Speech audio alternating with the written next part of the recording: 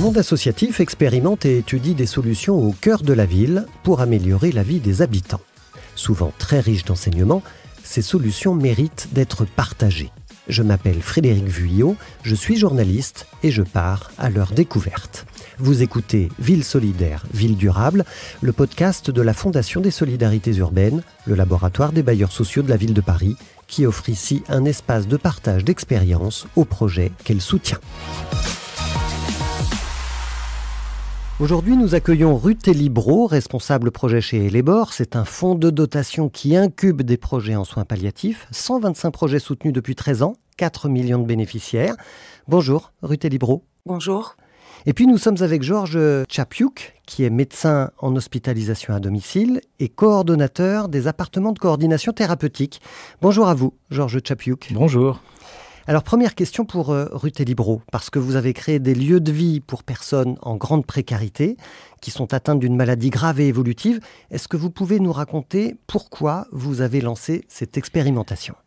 En 2018, les docteurs Laure Coppel et Ingrid Geoffrin ont mené une étude exploratoire pour comprendre la situation sociale de patients atteints de cancer dans 2 hôpitaux de l'Est parisien. D'une part, la perception des patients sur leur propre situation et la perception des médecins et des soignants sur la situation de ces patients donnait une estimation de 18% de personnes en situation de précarité sociale, dont le logement ne permettait pas un retour à domicile pour une bonne continuation des soins. Quand on rapporte ces résultats au score EPIS, qui est le mode de calcul de la CPAM, la caisse primaire d'assurance maladie, pour connaître le taux de précarité des assurés, on arrive à 80% de ces patients qui étaient en situation de précarité. Cet état de fait correspond finalement à un besoin que nous avons en France de développer des alternatives au domicile pour les personnes atteintes d'une maladie grave évolutive, qu'elles soient déjà ou non prises en charge en soins palliatifs, pour leur assurer la meilleure prise en charge possible, le meilleur accompagnement et surtout une continuité des soins. Ces personnes n'ont pas besoin d'être hospitalisées, mais le domicile ne permet pas la continuité des soins. Parallèlement, il y avait un appartement de coordination thérapeutique, qui est un dispositif tout à fait officiel, réglementé, qui accueille des personnes en situation de précarité, qu'elles aient ou non un toit, mais le toit est quand même très précaire, atteintes d'une maladie chronique, évolutive, personnes qui ont besoin d'un accompagnement médical, psychosocial, et ce sont des lieux d'accueil temporaires, 18 mois, 2 ans, qui permet à ces personnes d'apprendre à vivre avec leur maladie, de comprendre le système de soins dans lequel elles évoluent en France, d'avoir une éducation thérapeutique qui leur permette de bien suivre leur traitement et de savoir où ils vont, en même temps qu'un soutien psychologique et qu'un accompagnement social à visée de réinsertion dans la société par l'acquisition d'un travail et d'un logement autonome de droit commun. Or, dans ces personnes atteintes d'une maladie chronique évolutive, il y a des personnes qui ne peuvent pas acquérir un domicile parce qu'elles s'avancent vers une perte d'autonomie drastique et vers la fin de leur vie. Et ces personnes n'avaient aucune solution. À côté des studios de la Tourelle, une unité de soins palliatifs. Qui se trouve à quel endroit ? À 2 numéros, la séparation et le jardin du groupe hospitalier des Diaconesses dans le 12e arrondissement. Donc on traverse le jardin, on a toute une équipe de professionnels experts en soins palliatifs qui en même temps peuvent apporter cette expertise, mais aussi un lit si une hospitalisation est nécessaire. Et au même étage que l'équipe de travailleurs sociaux des studios de la Tourelle, il y avait ce qu'on appelait avant un réseau de santé à domicile qui a intégré aujourd'hui un dispositif d'appui à la coordination de soins à domicile qui pouvait intervenir auprès de ces résidents pour évaluer leur situation. Donc d'un côté, une structure d'accueil, de l'autre, 2 structures de professionnels de soins palliatifs qui n'avaient pas de solution pour les patients nécessitant des soins palliatifs. Donc il fallait qu'on puisse ensemble développer ce dispositif existant encore une fois, mais de sorte qu'il puisse aller plus loin dans l'accueil des personnes gravement malades. Georges Chapiuk, comment s'est déroulée concrètement cette expérimentation ? Vous êtes médecin, donc Dr Čapjuk. Quelles ont été les différentes étapes qui ont été menées sur le terrain pour la mettre en place, cette expérimentation? Alors, elles ont été longues déjà. Elles ont pris beaucoup plus de temps que ce que je pensais. Mais on m'a dit que c'est quand même globalement tous les projets qui prennent un certain temps et parfois beaucoup plus longtemps qu'on ne pense.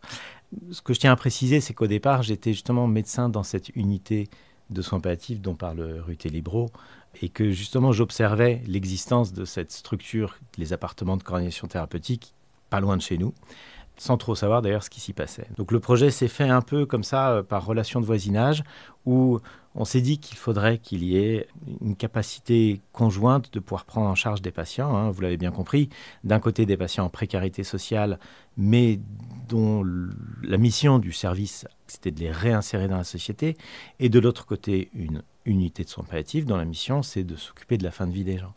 Voilà, et la question, c'est comment est-ce qu'on pouvait partager nos ressources. Donc, il y a eu un certain nombre de personnes qui nous ont aidés, dont Elébor, qui a su rassembler autour d'eux pas mal de ressources et de structures pour, d'une part, créer un lieu qui puisse être adapté pour pouvoir accueillir ces personnes qui, à cause de la maladie, vont s'aggraver. De quoi est-ce qu'il y a besoin quand les personnes s'aggravent ?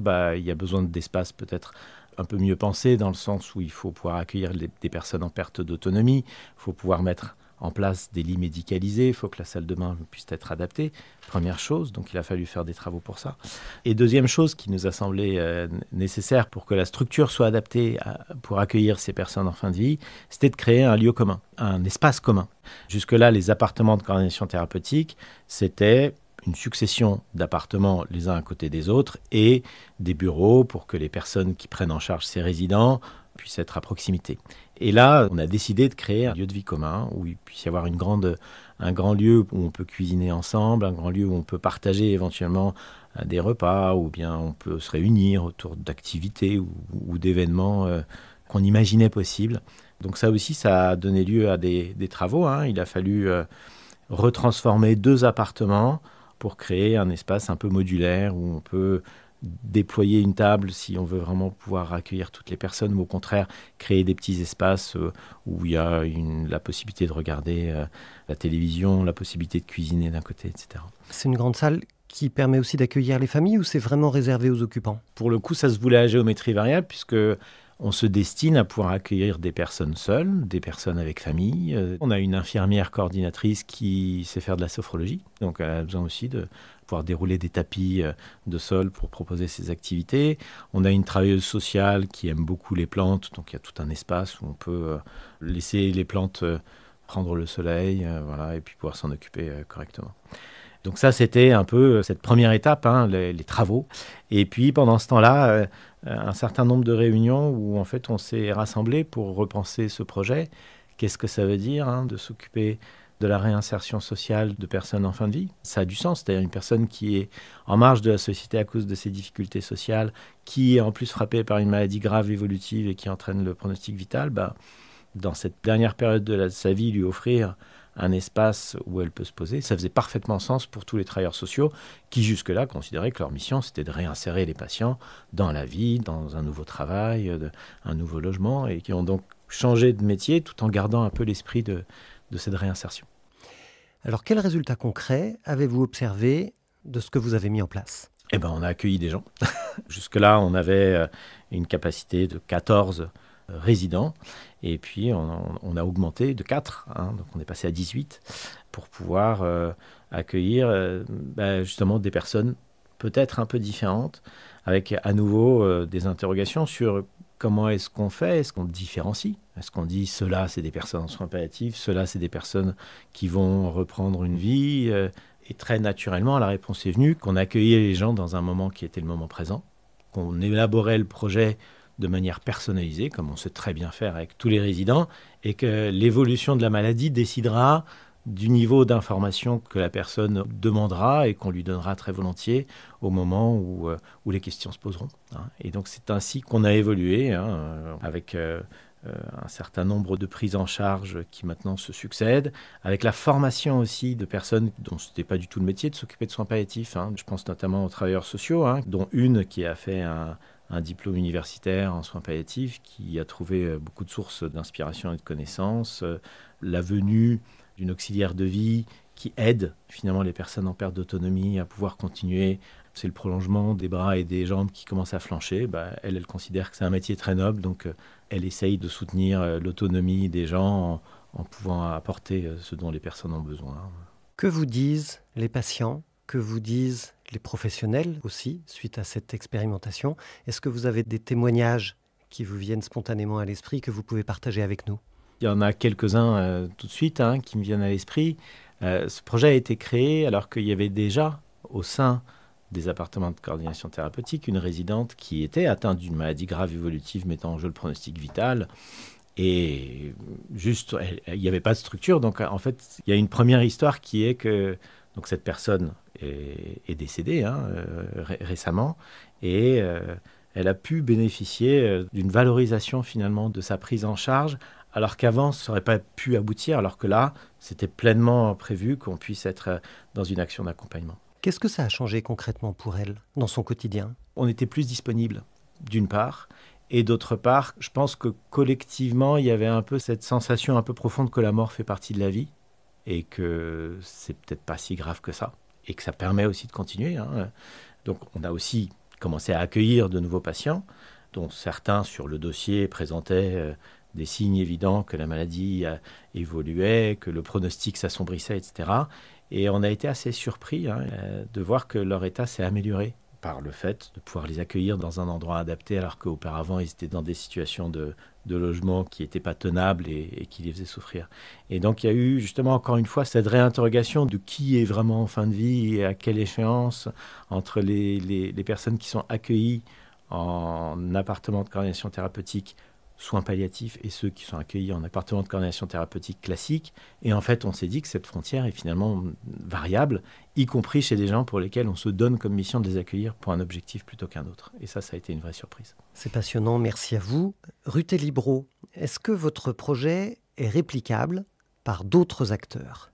Absolument. Le docteur Georges Sapiuc a bien insisté sur le fait que les travaux avaient duré très longtemps. Mais il faut impérativement resituer ce projet dans le temps, bouclage des financements, grâce d'ailleurs à la Fondation des Solidarités Urbaines qui nous a complètement challengés en nous faisant confiance à la condition qu'on obtenait tous les partenariats fin décembre 2020, année Covid. Les travaux avaient commencé en novembre, arrêté, repris, arrêté. Le projet a officiellement démarré en janvier 2021 avec toutes les difficultés d'approvisionnement des matériaux. Quand même. Et Lebor a grandement soulagé l'équipe en prenant à sa charge le suivi de chantier et en faisant intervenir une décoratrice d'intérieur pour gérer tout ça. Donc la mise en place a duré combien de temps pour vous? La mise en place a duré 1 an et demi, mais en même temps, le projet se développait puisque les acteurs de soins palliatifs étaient en partenariat avec l'équipe des appartements de coordination thérapeutique. Un prérequis pour que le projet puisse être réplicable. La volonté de la direction du dispositif de développer les soins palliatifs dans sa structure. Donc un projet d'établissement qui décide d'accompagner la personne jusqu'à la fin de sa vie si c'est nécessaire. Une équipe médico-psychosociale volontaire pour accompagner ces personnes, autrement que dans un souci de réinsertion. On ne peut pas forcer une personne à changer sa mission professionnelle. Et c'est souvent un engagement de la part de ces professionnels. Donc il faut que tout soit très clair. Et pour que ces équipes puissent le faire, il faut que tout repose sur 2 choses. Les acteurs de soins palliatifs qui ne font pas partie de la structure. Donc ce sont les acteurs de proximité. Il se trouve que pour l'expérimentation, et le médecin coordinateur et l'infirmière coordinatrice étaient des experts ou très bien avancés en soins palliatifs, mais ce n'est pas un prérequis. Tout le dispositif soins palliatifs repose sur la coopération et les partenariats avec les acteurs de soins palliatifs. Réseau de santé, équipe mobile, unité de soins palliatifs, service d'hospitalisation à domicile si nécessaire. Bien sûr, tous les soins coordonnés avec les acteurs de soins de ville. La volonté vraiment affichée d'un établissement, d'une équipe, ces coopérations.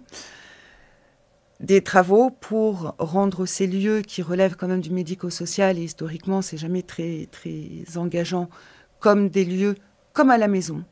Et c'est vraiment ce qui a été fait au studio de la Tourelle, convaincre des acteurs qui n'ont pas l'habitude de travailler ensemble, sanitaire et médico-social. Aujourd'hui, c'est presque un faux problème puisqu'il y a une volonté affichée de tous d'avancer sur tous les plans.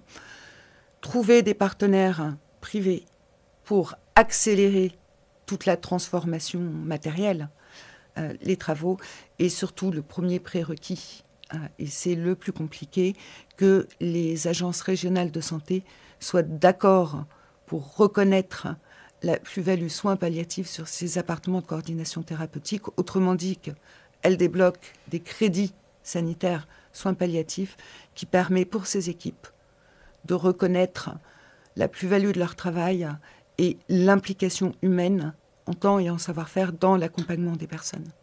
Mais le schéma est réplicable. Chez vous, Fonds de dotation et les bords, c'est un projet que vous allez dupliquer? Il va y avoir d'autres studios de la Tourelle?